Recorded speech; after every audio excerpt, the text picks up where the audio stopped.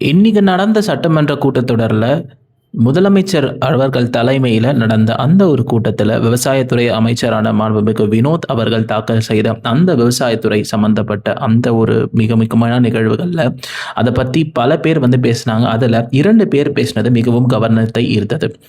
ஒன்று திருமதி பிரேமலதா விஜயகாந்த் அவர்கள் தேமுதிகவினுடைய பொதுச் செயலாளர். அவங்க பேசும்போது முதலமைச்சர் அவர்கள் விவசாய குடும்பத்தில பிறக்கல அப்படின்னு சொல்லிட்டு வருத்தப்பட்டாரு. ஆனா, அதற்கு அவர் நிச்சயமா வந்து வருத்தப்பட வேண்டிய அவசியமே இல்ல. இப்ப நினைச்சாலும் அவர் முதலமைச்சர். அவர் என்ன வேணாலும் விவசாயிகளுக்காகவும், விவசாயத்துறைக்காகவும் இந்த ஜென்மத்திலேயே பண்ணலாம். அடுத்த ஜென்மத்தில பண்ணணும்னு அவசியம் இல்ல.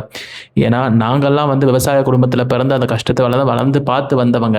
ஆனா நாங்க சொல்றோம், நீங்க முதலமைச்சரா இருக்கீங்க. நீங்க இவ்வளவு தூரம் சொல்றது சந்தோஷம், மகிழ்ச்சி. ஆனால் உங்களுடைய அதிகாரத்தை பயன்படுத்திக் கொண்டு, இன்னும் பல நல்ல திட்டங்களை வந்து தமிழ்நாட்டுக்கு தாருங்கள் அப்படின்னு சொல்லிட்டு சொல்லியிருக்காங்க.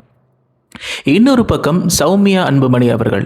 சௌமியா அன்புமணி அவர்கள் பாட்டாளி மக்கள் கட்சியினுடைய மிக முக்கியமான ஒரு பொறுப்புல இருக்கக்கூடியவங்க. அவங்க ரொம்ப அழகா ஒவ்வொரு டேட்டாபேஸா விவசாயத்துக்கு எந்தெந்த விஷயங்கள் பண்ணாங்க, கவர்மெண்ட் என்னென்ன பேர்ல வந்து என்னென்ன அறிக்கைகள் தாக்கல் செஞ்சிருக்காங்க. உதாரணத்துக்கு சொல்லப்போனா, நம்மாழ்வார் பேர்ல ஒரு பட்டயர் படிப்பு சம்பந்தப்பட்ட அந்த ஒரு பல்கலைக்கழகம் அமைக்கிறதாக இருந்தாலும், இன்னொரு அஞ்சலைமால் பேர்ல கொடுக்கப்படக்கூடிய விருதுகள் இதெல்லாம் வந்து அனௌன்ஸ் பண்ணியிருக்காங்க. இதுக்கெல்லாம் வந்து மனமார்ந்த வாழ்த்துக்களை வந்து சௌமியா அன்புமணி அவர்கள் தெரிவிச்சிருக்காங்க.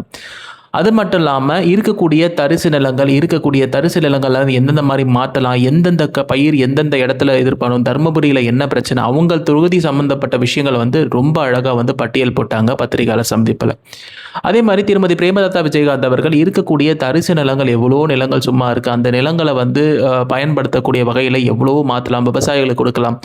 அந்த தரிசாக இருக்கக்கூடிய நிலங்களை விளை நிலங்களாக மாற்றக்கூடிய முயற்சியில வந்து முதலமைச்சர் ஏற்படலாம். விவசாயிகளுக்கு ஏதாவது பண்ணணும்னு நினைச்சா, விவசாயம் சார்ந்த திட்டங்களை வந்து இந்த மாதிரியும் பண்ணலாம் அப்படின்னும் அவங்க வந்து மிக அழகாகவும் தெளிவாகவும் விளக்கியிருக்காங்க.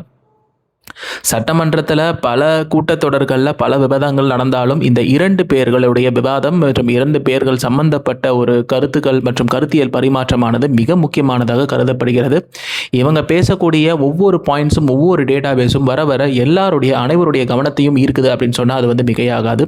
எதிர்க்கட்சியாக இருந்து கொண்டு எந்தெந்த கேள்விகளை எந்தெந்த நேரத்தில் எப்படி கேட்க வேண்டும் என்பதில் இந்த 2 பெண்களும் மிக அற்புதமாகவும் மிக கர்ச்சிபமாகவும் கேட்டுறாங்க.